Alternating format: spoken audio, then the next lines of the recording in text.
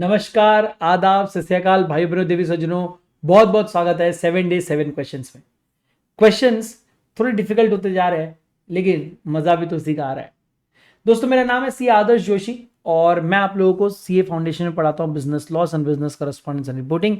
Intermediate में पढ़ाता हूँ corporate and other law and paper number 7 enterprise information system and strategic management. तो 6 subject में पढ़ाता हूँ, तो यार सपोर्ट कर दो, लाइक कमेंट एकदम आग लगा के कर दो। चलिए स्टार्ट करते हैं आज के क्वेश्चन के साथ।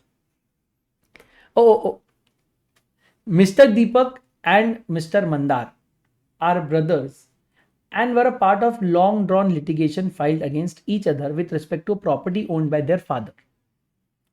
Mr. Deepak was financially weak as compared to Mr. Mandar and hence was finding it difficult to fight the case. Mr. Bhavesh, a friend of Mr. Deepak, proposed to help him in fighting the case.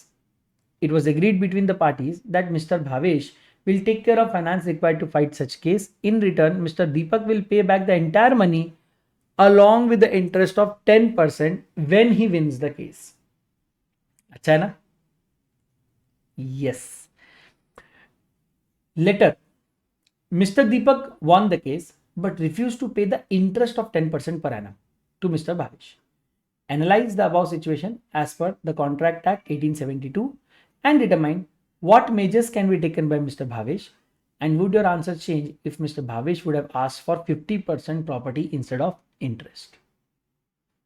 चलिए, can you recover interest of 10%? Yes और no comment में लिखिए। You know the drill. अब आप बहुत सारे देख चुके, 5वां वीडियो आप देख रहे हो। पहले आप अपना आंसर कमेंट में लिखेंगे और उसके बाद अगर आपका आंसर करेक्ट है तो कोई बात नहीं, मैं आपको शाबाशी दे रहा हूं। और अगर आपका आंसर करेक्ट नहीं है तो आप अपने ही बोलते ना रॉन्ग आंसर के नीचे कमेंट में रिप्लाई करेंगे विद द करेक्ट आंसर। दोस्तों, गलती करने से शर्माओ मत। आप कमेंट करोगे तो आपको देख के और भी लोग कमेंट करेंगे, उनको भी मोटिवेशन आएगा और उनको भी फील होगा कि वो अकेले नहीं है, बहुत सारे लोग ये गलती कर सकते हैं। चलिए लेट्स सी, ये क्वेश्चन मेंटेनेंस और चैम्पर्टी पे है। हमने देखा था कि मेंटेनेंस और चैम्पर्टी के जो कॉन्ट्रैक्ट है, ये कॉन्ट्रैक्ट होता है where a person assist another in a litigation in exchange of handing over of portion of the proceeds, okay, और some other gain. But maintenance और चैम्पर्टी जरूरी नहीं है कि वॉइड ही हो।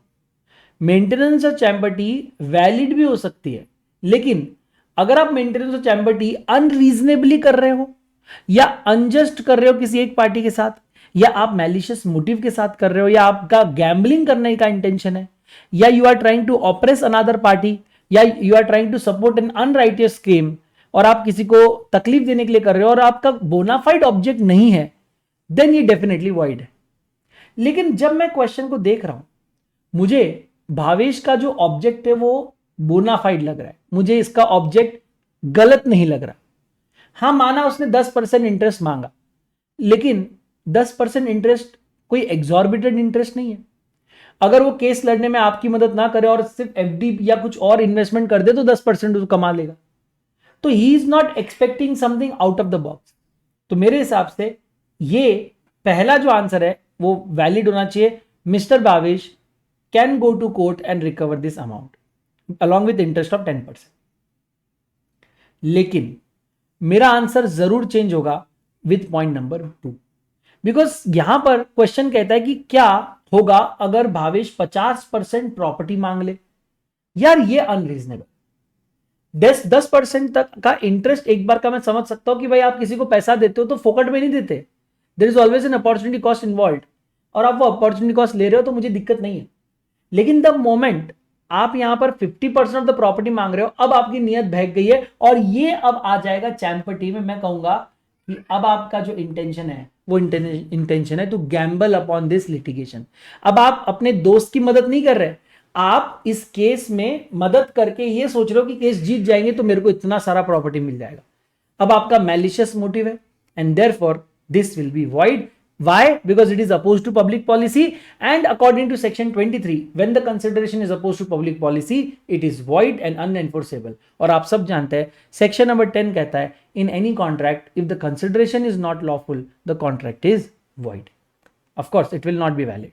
So hence my answer will change.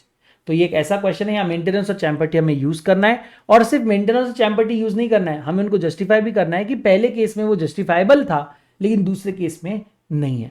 पहले case में आपका मोटिव सही था, दूसरे केस में नहीं है, एंड देयरफॉर हमारे आंसर भी चेंज हो रहे हैं। कैसा लग रहा है आपको ये सीरीज, कैसा लग रहा है वीडियोस, जरूर हमको बताइए। Thank you so much for joining in this class. Signing off, see Adarsh Joshi, bye bye, God bless you all, lots of love. मिलते हैं नेक्स्ट वाले में, बाय।